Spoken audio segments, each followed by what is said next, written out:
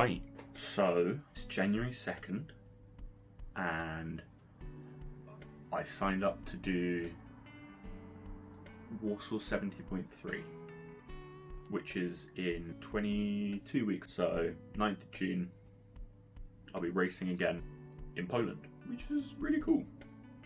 My last race didn't quite go as planned, unfortunately.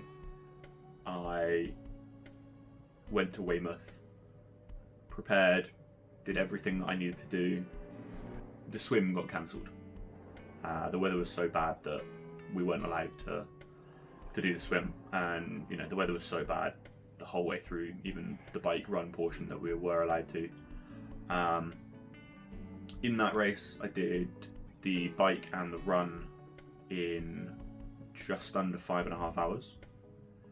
My goal for Warsaw is sub 6. I picked Warsaw sort of as it's a little bit of a cheat. It's a little bit of a cheat because the whole course is flat. Weymouth, the run course has one little uphill, and the bike course has 800 meters of elevation over the 90k, which isn't a massive amount, but enough to take it out of you on some of the steeper climbs. So Warsaw is conveniently timed in that it's far enough away for me to get some fitness up and feel good going into the race, and my goal is 6 hours.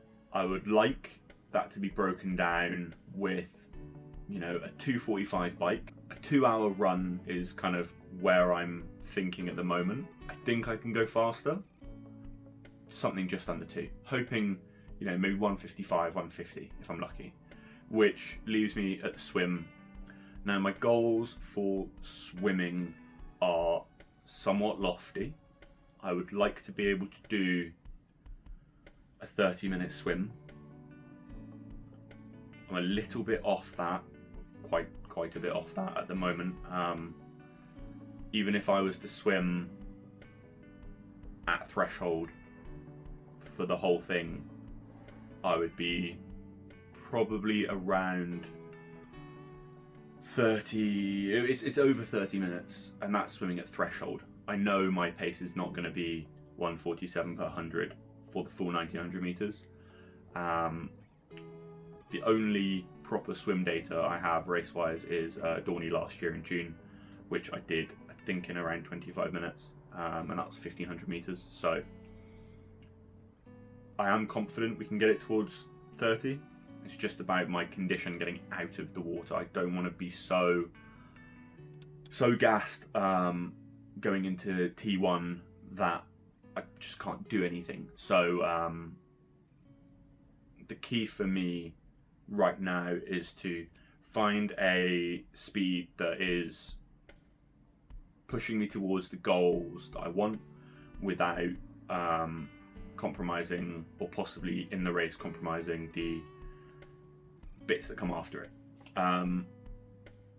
For the bike training wise, it's June, so it's January, so most of my riding is going to be done indoor on Zwift. It just makes so much sense for me at the moment. I live in London. It's raining, it's wet, it's cold, it's windy, and I don't particularly feel like falling off my bike anytime soon, which is a real possibility. It just would throw a massive spanner in the works. Most of my running will probably be done outside and not on the treadmill. I just don't really get along with the treadmill that much. I find it isn't a great... It's great for... It isn't a great substitute for road running at all. It's great if you want to do intervals. You can change the speed really quick. You're going at a certain pace and you can be consistent rep to rep. I would say swimming is 95% technique and 5% power, whereas I would put the bike and the run probably closer to a 65-30 split. I know that's 95%, but the other 5% for running and biking is just determination. Especially when the run, even if you're feeling like you don't have much left, you can just kind of dig deep and push. If your form suffers a little bit on the bike or on the run, it's not optimal, especially if you're trying to be as aero as you can. That's not my main worry at the moment. But for swimming, it's really tough to put into words how feel-based and how confidence-based the whole sport is. When I first started training for Weymouth in 2022 in November, I thought I could swim. I was convinced I could swim. Turns out I can't swim. I'd only ever learned how to not drown, and when I started doing freestyle, I was confused, didn't really know what I was doing. I was getting tired after 25 meters. Not the position you want to be in having paid for a race. Luckily I'd given myself a good amount of time to prepare. My current fitness level, I would say, is somewhere close to where I was in Weymouth. I wouldn't say I have the confidence that I had going into Weymouth with where my fitness is, but with the training that I've done since then, and through Christmas and up to now, I feel like I can build off that confidently to achieve the goals that I'm aiming for Warsaw. My hope is to do a shorter Olympic distance at the end of March, early April, possibly. That would just give me a bit more confidence in my swim and my run speed. My bike, it's the strongest part, it's the most confident part I have.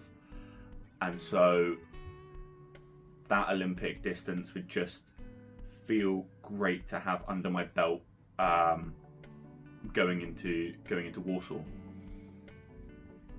Today I swam, did a critical speed swim test. So the swim test that I did today was a 500 meter warm up, just to get me back in the rhythm of swimming. Felt great, took a little rest, a couple minutes, and then went into the main set, which consists of 400 meters done at a time trial pace, so basically as fast as you can, and then 200 meters again fast as you can. My 400 meters I was really happy with, 7:04, so puts me at like 1:47 per 100 meters, which, if you know anything about triathlon, is almost a full minute slower than some of the guys at the top level, but can't compare. Just got to be happy with the progress I've made. That's come down from something like 16 minutes when I first did it to 7. So that's great. Not as happy with my 200, probably should have redone it. I got 3:30, which it's half exactly of 7, but I feel like I could have gone quicker. So a bit annoying, but the silver lining there is that it shows my swim fitness hasn't dropped since September. So that's a real positive for me, knowing that I'm going to be going, hopefully, fingers crossed, as fast as I was in September, starting now, and then hopefully again progressing as I train up to June. The training plan I use and used previously is from my pro coach. I would recommend them to literally anybody. They have stuff for running, cycling, triathlon. And Phil and his team do an amazing job with ramping up the plan in a way that is achievable and sustainable. I always kind of was a little bit skeptical of these online platforms that you could buy a program from. And then when I got my pro coach, realised it was not, just like cookie cutter template kind of. If you need support, if you need help, you can email them. Everything goes through Training Peaks, and it's really easy to keep track of and understand.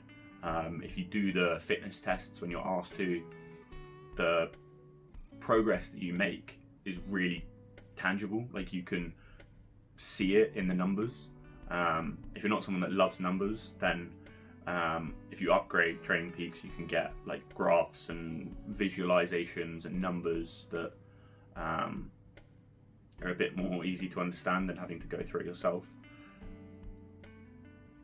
Not being paid to say this, I wish I was. What was really cool is in Weymouth, Phil was actually there with like a My Pro Coach sign. So it was like I'd had this personal trainer show up to my race, even though he was there for like 100 and something people. So yeah, would recommend that to everyone. This video is hopefully the start of more. We'll see if I enjoy editing, see if I can keep it up. Tomorrow's a rest day, I know, one day in rest day. It's because technically I was supposed to do an FTP test yesterday, but I did a ride on New Year's Eve, and I did an FTP test recently. So I just checked my, let's just call them my stats for now. My current bike power FTP is 283. I'd love to try and push that towards 300. My swim is 147 per 100, and my run at the moment, my threshold is 503 per kilometre. I don't know if that's going to be lower after I test on Thursday. It might be higher, I doubt it, but we can keep our fingers crossed. So yeah, I think what I'll do is I'll try and check in after every fitness test to give you the updates on where it's going. It's going up, down, whatever. Hopefully I can make some interesting triathlon content, and maybe get some people interested in triathlon.